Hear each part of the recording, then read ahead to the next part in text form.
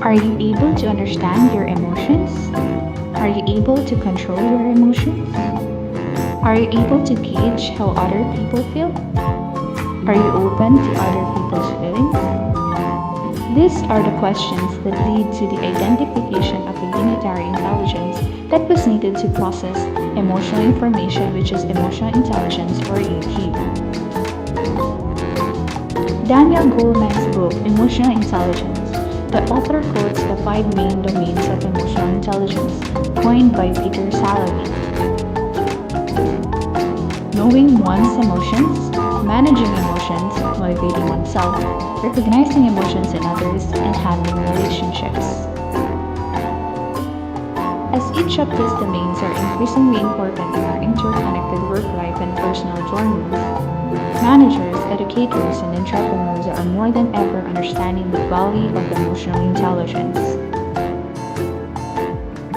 Emotional intelligence defined, otherwise known as emotional quotient or EQ, is the ability to understand, use, and manage your own emotions in positive ways, to release stress, communicate effectively, empathize with others, overcome challenges, and diffuse conflict. Emotional intelligence. Study shows that people with high emotional intelligence have greater mental health, exemplary job performance, and more potent leadership skills. Emotional competencies are not innate talent, but rather learned capabilities that must be worked on and can be developed to achieve outstanding performance.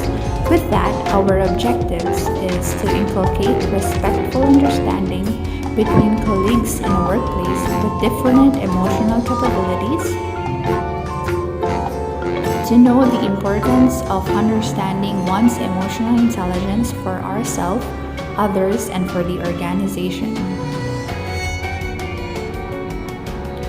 To know the key skills needed to build positive and trustworthy workplace environment.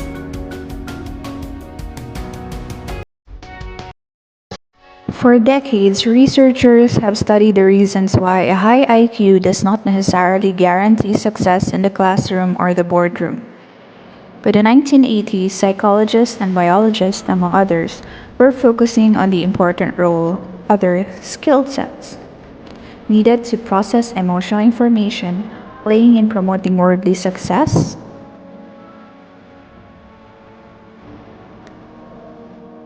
leadership,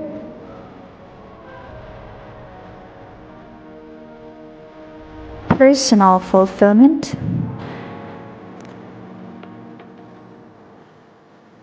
and happy relationships.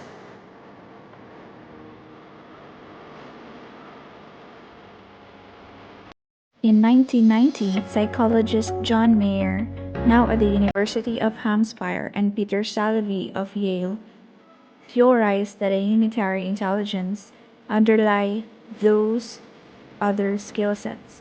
They coined the term emotional intelligence, which they broke down into four branches. 1. Identifying emotions on a nonverbal level.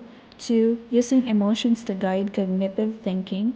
3. Understanding the information emotions convey and the actions emotions generate.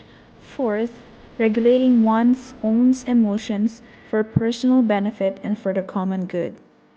As a science reporter for the New York Times, Goldman was exposed to Mayer's and Salovey's work and took the concept of emotional intelligence a step further. In his eponymous book from 1995, he argued that existing definitions of intelligence needed to be reworked. IQ was still important, but intellect alone was no guarantee of adeptness in identifying one's own emotions or the emotional expressions of others.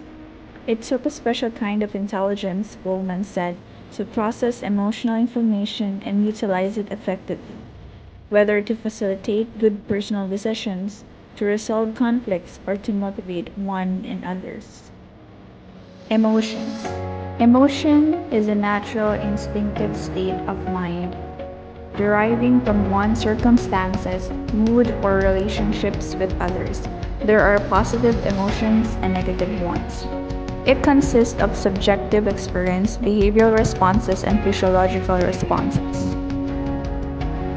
The three key elements of emotion. Subjective experience. While experts believe that there are a number of basic universal emotions that are experienced by people all over the world, regardless of background or culture, researchers also believe that experiencing emotion can be highly subjective.